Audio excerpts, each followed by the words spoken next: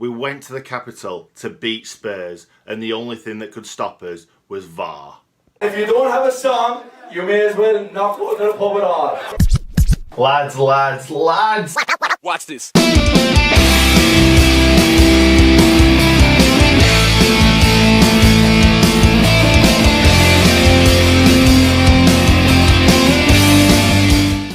Lads, welcome to a brand new video on the channel. I'm in good nick, and yesterday I went to the Tottenham Hotspur Stadium to watch the Blades draw 1-1 with Spurs. And in my opinion, it was probably the best I've seen us play all season. And that's saying a lot because we've played really well. And we are now fifth in the Premier League. Just drink it in, guys. Because this is some of the best football we've played. This is the best football we've ever played in my lifetime. 100%. We are the highest we've ever been in my lifetime, I believe. And it's just an excellent time to be a Blade. I'm going to be honest, we'll get it out of there early doors. It really is. I've absolutely loved every minute of this season. Well, except for one or two little bits. But let's get into it. So, first of all, Dean Henderson didn't have a great deal to do all game, if I'm being honest. Let me think. Couple of easy saves from Son. Don't think Kane had a shot all game, which is really bad for someone of his sort of calibre, isn't it, really? Yeah, the goal was really unlucky because it was a deflection through his legs, so there's not really much he could have done about that. Well, nothing at all, because it completely changes the direction of the ball. So yeah, it took a deflection, went through his legs. One of them things. Go on to talking about the fullbacks first of all. George Baldock, have to talk about him first. He was the man of the match on the BBC website, and he was definitely my man of the match as well. All over. Actually, no. I'm gonna revise that, and I'm gonna come back to that in a minute. He wasn't my man of the match. I think you probably know my man of the match already is, but he was one of the men of the match. What a player. What a player he's turned out to be this season. He's just worked and worked. Kind of like Lundstram in the same sort of bracket. They've both just worked so hard on the fitness, on kind of the positioning, on the game in general. And Baldock's changed himself into kind of like one of them that, yeah, he did all right last season, to one of the first names on the team sheet, just like Lundstram. Yeah, obviously he scored the goal, which was quite lucky. It just was. But we deserved it, 100% deserved it. We had so many other chances, so many. But yeah, we definitely deserved it. He put it into a really uncomfortable area for the Spurs defence to defend against. Obviously, ball came in, Basham kind of tried to get something on, it didn't quite, and it just went into the bottom corner. Like, I don't think many goalkeepers would have saved that, because they wouldn't have kind of reacted until after it had gone past Bash. So yeah, it was a nice ball into the box. I'm sure he wouldn't say it was a shot himself either, but who cares? It's his first goal in the Premiership. He is now member of a very exclusive club. He's scored in the Premiership, the Championship, League One, League Two, and the Conference, which is even beats Billy Sharp, doesn't it? Excellent. I don't know who he scored for in the Conference, but I'm guessing the other two were MK Dons. So yeah, incredible. Yet again, George Baldock, brilliant. Absolutely love watching him week in, week out. He really kind of works well with Lundstram. Obviously, they're really good mates outside of football. Him, Lundstram, Bash, all work really well together in that overload. It's just great to watch. And again, Bash, you wouldn't expect to be seeing Bash putting in the performances what he is, but we'll get on to Bash. Ender Stevens, yet again, brilliant. The ball into the box for Lundstram really early on. We played him off the park. We absolutely played him off the park I would say for the first half an hour. I think anyway. I think Harry Kane had one chance. I don't think he had a shot, but he had one chance where Aurier played a brilliant ball into that front post, and he couldn't get enough on it to get it across goal. But it looked a bit dicey, because that was, I think that was the earliest proper big chance, I think, if I remember rightly. Like, I've just watched match today because obviously when you go to the match, like normally I would come back from the match, make the video straight away, and probably forget a few things because as you do, you're watching 90 minutes, and if you something happens in the 5th minute, then you like can't quite remember what happened because I've had 85 other minutes. But because I got back at 11 o'clock, it was about 10:30, 11 o'clock last night when I got back, so I didn't have a chance to make the video. There'd be no point in making a video, putting it out at 12 o'clock, 1 o'clock in the morning, and loads of people missing it. So I thought, we'll wait till today. I'll watch Match of the Day. I'll see what they say. Obviously, I wanted to see that VAR decision again, which again we'll get onto. But yeah, so I've watched Match of the Day. The ball came in from Enda Stevens into Lundstram. Just couldn't get enough on it. And in the form that he's been in, Lunny, I expected him to put that in back at net. But from where we were sat, I didn't even know if he got anything on it. I didn't even know if he were in front of his defender. I thought it could have been a flick from the defender, but it was a big chance and he probably should have put it away. Anyway, Stevens put that epic ball in. He obviously put the ball in for McGoldrick's non-goal, shall we say. And again, he's last season, the beginning of last season and the end of kind of the first championship season, Andy Stevens' crossing was horrendous, really bad, and he's really worked on it, just like Baldock has. I just think Baldock needs to kind of work on his like shooting and stuff. Like his final ball's great, it's getting better and better, but Baldock's shooting when he gets into I don't know if it's even his shooting. I think it might be his kind of composure when he's getting into them positions, because he don't get in them positions a lot. And I used to play at centre back. I used to, like, when I got into a position, I'm like, oh my god, didn't expect to be here, and you've got a really good chance. You just got to compose yourself and put it away. And it's sometimes really difficult for a defender to do that. Obviously, Bash, Jack O'Connell, these sorts of players have been getting into these positions a lot, mostly from corners and stuff, but Baldock don't go up for corners, obviously. So when he gets into these positions, he's like, shoot. So obviously that's probably what he needs to work on. But anyway, Enda Stevens, finished article, 100%. I think he's just won Ireland Player of the Year as well, which, well done, Enda, well done. You've been brilliant. It's great to see these sorts of players get recognised. You don't see many fullbacks get recognised, and yeah, it's great to see. Anyway, we'll move on from Enda Stevens because I could talk about him all day long, same as George Baldock.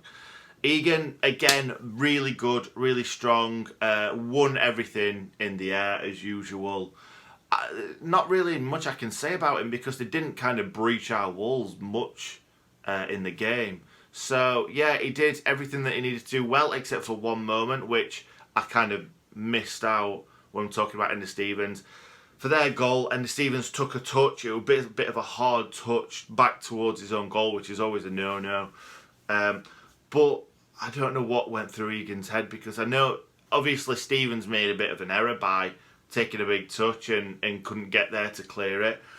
But Egan just kind of stood out of the way. We're like, yeah, go and clear it, Stevens. When it were like, just clear it yourself. So my computer screen's just gone off. There we go. So yeah, I don't know what was going through his head at that point. But it's one of them things. It was just really unlucky because Stevens took a bad touch. Then I think Egan just kind of got caught in two minds and then were like, let him go and clear it. And then Basham came across when Son was just about to shoot. Obviously, Henderson had gone that way, took a deflection through his legs. So it was just a bit, not calamity of errors, just a couple of, yeah, uncomposed moments, shall we say. And Bash was really unlucky to get the final touch on that. So, yeah, it's what it is, really. You're expecting some sort of errors this season because, like, you expect it in any match, don't you, really? Everyone makes mistakes sometimes. Jack O'Connell, brilliant, yet again. Headed everything, kicked everything, got involved in play. Like, I didn't expect us to go to Spurs and Jack O'Connell to be way up the pitch. Like, I thought we were going to be kind of back five, everyone in when they're attacking, which we did well. But when we were attacking, I thought Baldock and and Ender would go forward, and they kind of support him a little bit. But he would get him forward. He would get him crosses into the box. It was overlapping. It's brilliant to see going away to Spurs and playing the way we do at home. Then we'll move on to the three midfielders. Norwood. I thought Norwood actually played really well in this game. I've not seen too much from him this season to be like he's one of the standouts like he was last season. But it was kind of like his passing was really good today. Whereas like when he got the ball, it wasn't a poor pass. It was a firm, straight to the man pass, and that's what we need more from Norwood. He's been a bit poor with his short passing. Obviously, his long passing's unreal. His corners are great. His free kicks are great. His crosses into the box are great. It's just his short passing sometimes lets him down. He don't put enough on it. But I thought he played well. What I did like from Norwood today was yesterday was his interceptions. Like Spurs weren't great at passing it out from the back and get it from the defence to the midfield, and he was ready at all points. You were like, maybe that's something that they've worked on, because you don't see Norwood that high enough in up the pitch to see him kind of intercepting balls and playing him up to the strikers. So yeah, great to see. I thought he was excellent. Fleck, brilliant again. Fleck's getting to that stage where he's 7 out of 10 every game, 7 or 8 out of 10 every game. And I just love watching him pick that ball up and kind of drive with it. There's not many of our players. Like Lundstram does a little bit. Norwood doesn't at all because he's not got that pace. But Fleck has got that low centre of gravity where he can just run with it and kind of like bounce off players and just get through little gaps and stuff. It's great to see. It's just great to see him pick the ball up and run with it, because a lot of players do it in the Premiership, and we ain't got many players that kind of do that. I'll just pick it up in the middle and just go. Him and Basham pretty much are the only two that do it. But even Egan's getting more confident on the ball. Like last season when he was picking up the ball and he was like, get rid of it straight away, that way or that way or that way. Like even a lot of the time it wasn't forward, it was sideways, because he was too nervous to pass the ball forward and get like kind of caught. And yesterday I saw him kind of, a Spurs player come towards him, he just turned him and went away and like went through two Spurs players, and I'm like, that is not how John Egan was playing last season. So that confidence is just going straight through the team. It's excellent to see.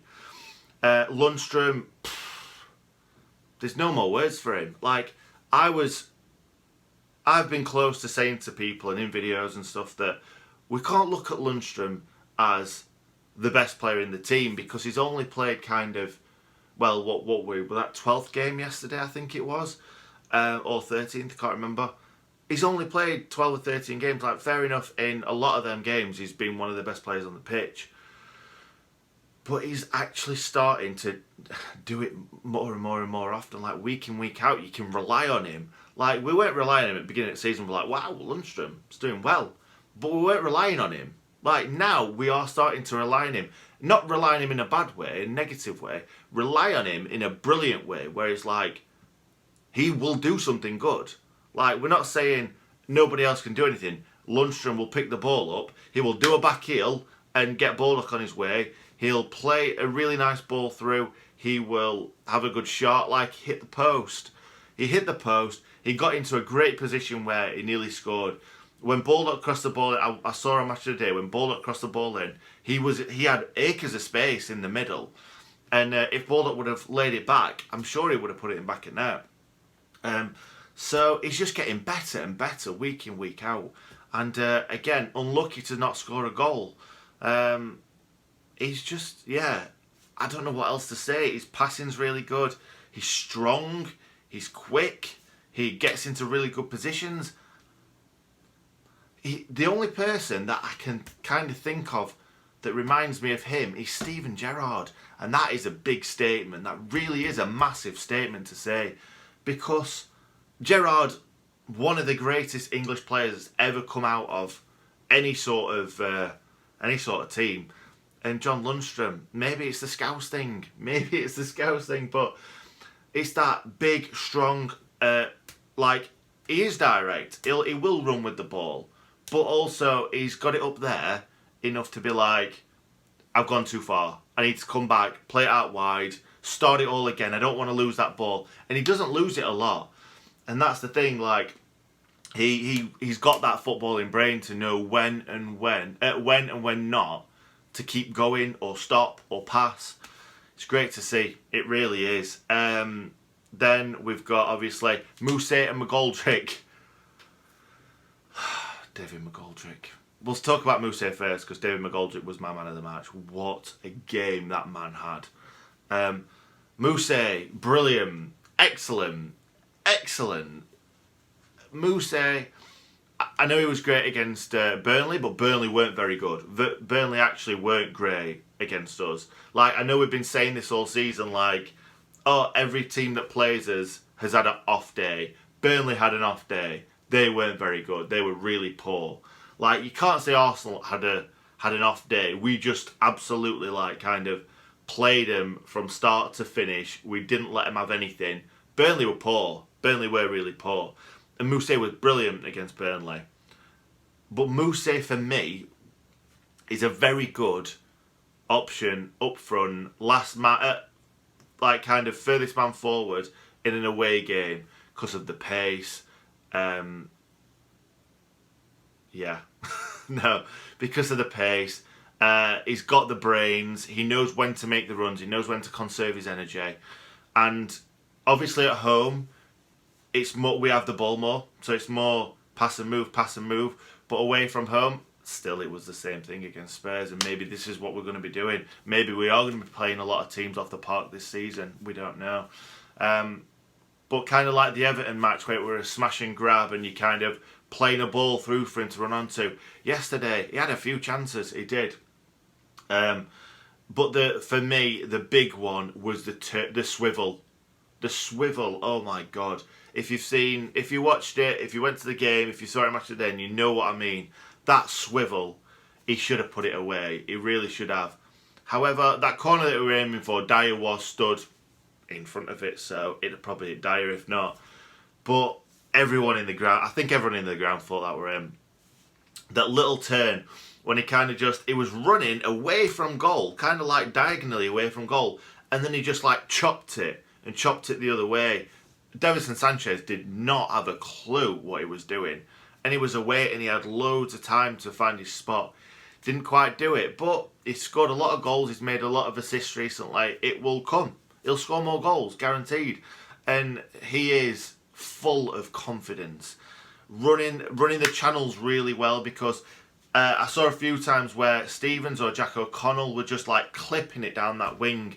Normally, that would be kind of like Callum Robinson running into the channel, trying to hold it up. But Mousse's got that pace, so all they need to do, whip it round that corner, put as much pace on it as possible, and he will be onto that. He's that quick, and he nearly beat Dyer to one. There were a few other ones where he went through. McGoldrick played him through at one point, and that's what came from the one that I was just talking about. Incredible. Like, it's great to see. One of my mates who's a Chelsea fan said, Mousse is terrible. Mousse is not good enough. He's average. He may have been average at Bournemouth. He may have been terrible at Bournemouth. Computer gone off again. But for us, he's gaining that confidence every single week, and it's excellent to see. It's really good, and he seems like he's really happy. He seems like he's really enjoying his football right now, and that's what we want. That's what everyone, to me, on that team sheet is what the reason why I'm pointing there is because that's where my computer is. I've got all the team there, so I don't forget anyone. That's what everyone is doing. Obviously, some of the lads that are coming off the bench or on the bench, unused subs, lads who aren't playing at all, they may not be. They may have the face on, but that's what happens in football. If you're not playing, you're probably going to have the face on. But I reckon all those lads that are on the bench are like, I understand why I'm on the bench. Like, they're playing out of their skins. Then we've got McGoldrick. McGoldrick was the best player on the pitch for me. Held everything up really well. His footballing brain, his feet. Now, so many people in the last 5, 6, 7 weeks have said to me on videos, he is not good enough. He's a bad footballer. Now, if you think McGoldrick, I'm not one of these people to cause arguments or do anything like this, but if you think McGoldrick is a bad footballer, now it's easy to say, for me to say this after the Spurs game, but I've been banging on about this for weeks and weeks. I'm like, McGoldrick is not great. He's in front of goal. He's not that composed sometimes, but you can't say anything about his running, his hold up. Well, yeah, in the air he's not amazing, but that's not his game. His hold up play is excellent. He brings players into the game. His footballing brain's brilliant.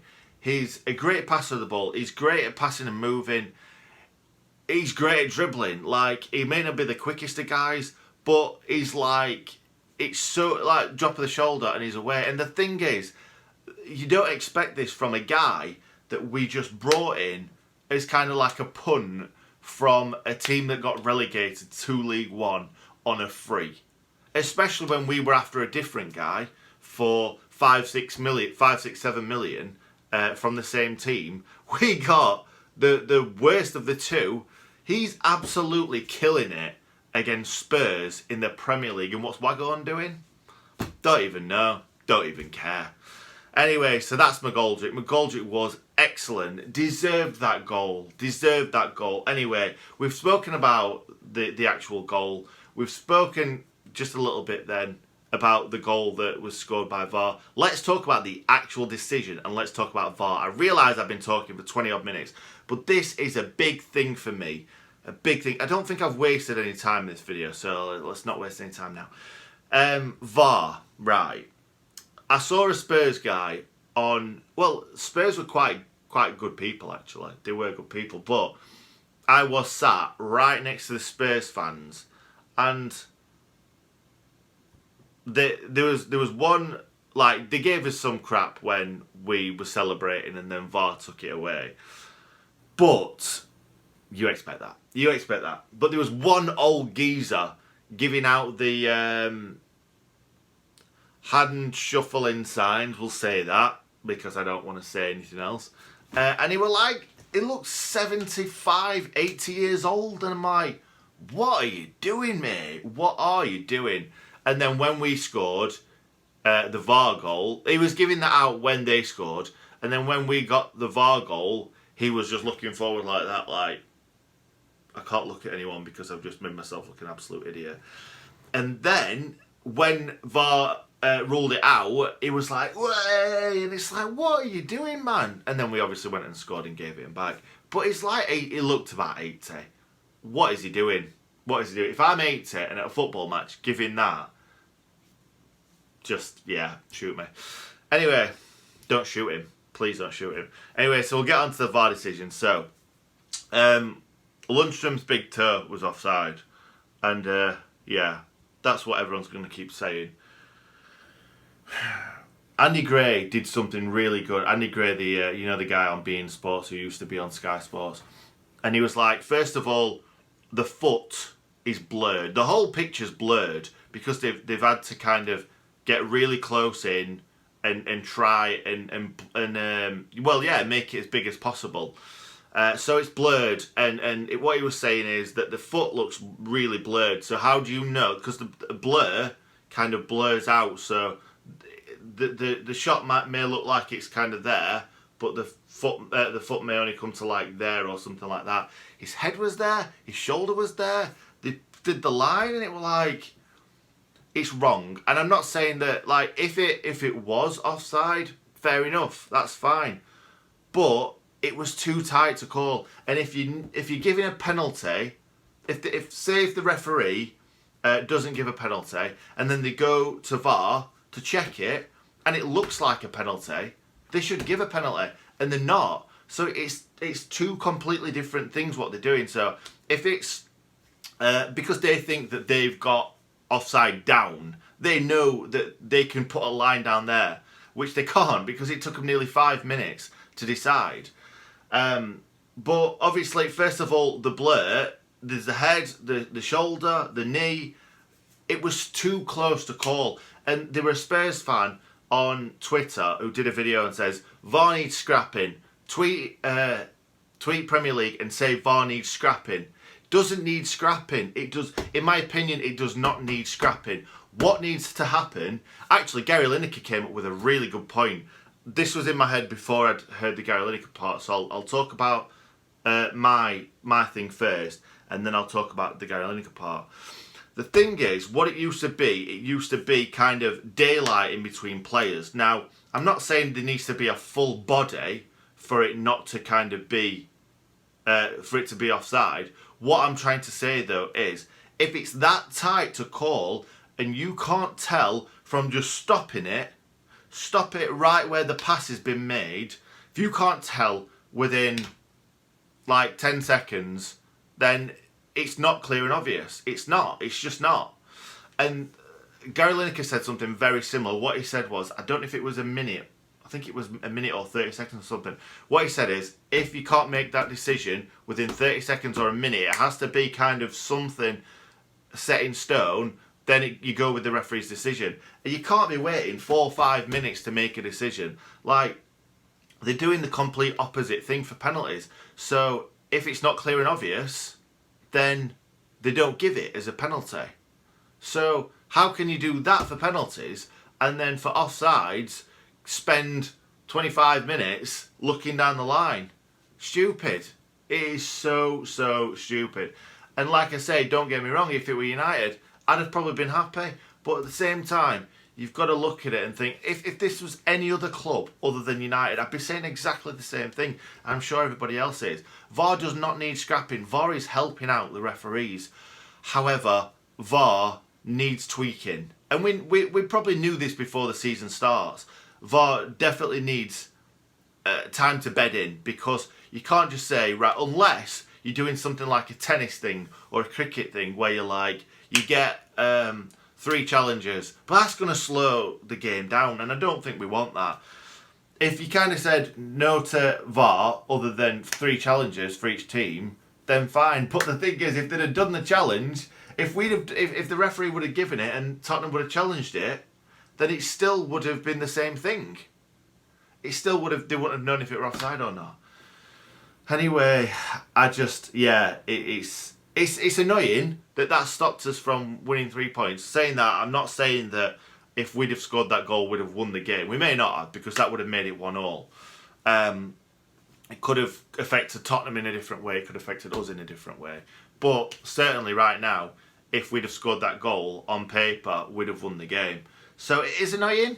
It is. Not going to lie, it is annoying that we've been done over by this stupid VAR decision that they don't even know if it was definitely offside or not. And one other thing, Premier League tweeted saying this has been given offside for this reason. Don't get involved. Just don't tweet it out. All you're doing is getting people to get more and more annoyed at you and tweet back more and stuff. Just don't get involved. Just be like, yep, those referees at VAR have decided it. Just don't get involved. Anyway, so yeah, I'm annoyed, but at the same time, I'd have taken a 1-1 draw away at Spurs 100%. Like, what a performance. Like, I'm not saying Spurs were at the best. They're not right now. But Champions League won 4-0. Like, they're still a good team. They might have been a little bit tired from Champions League. They may not have been. I don't know. They changed a few players around and stuff. I felt like they may have underestimated us a little bit, like most teams are this season. But they won't be. They certainly won't be anymore. Nobody will be. They've got to start respecting us a little bit more.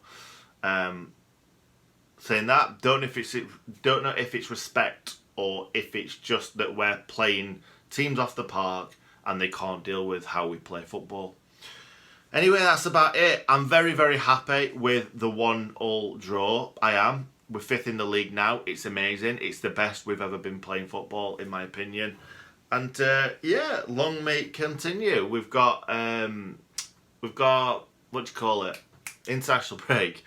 It's been a 29-minute video up to now, so my head's going. We've got international break. Then we've got Man United at home. I can't wait for that. Don't care what players Man United have got. Man United is always a big game, and if we can go and beat Man United at Bramall Lane, it'll just be amazing. Anyway, guys, thank you very much for watching. I'm really sorry for going on and on and on, but I feel like everything I've said in this video, I wanted to get off my chest. I've not tried to I've not tried to drag on the video, shall we say. I've only tried to speak about what I've wanted to speak about, and this is where we're at. Anyway, yeah, let me know in the comments right now if you've lasted the whole video. I apologise if you have, and you've like, come on Nick, come on, end it now. But let me know in the comments if you've listened to the whole video. I would really, really appreciate it. And obviously, like the video. And come on, you blades, well done. Stay good, Nick. If you enjoyed the video, hit the like button. And if my content is something that you might like to see more of in the future, hit the subscribe button with notifications turned on. Oh yeah, and stay good, Nick.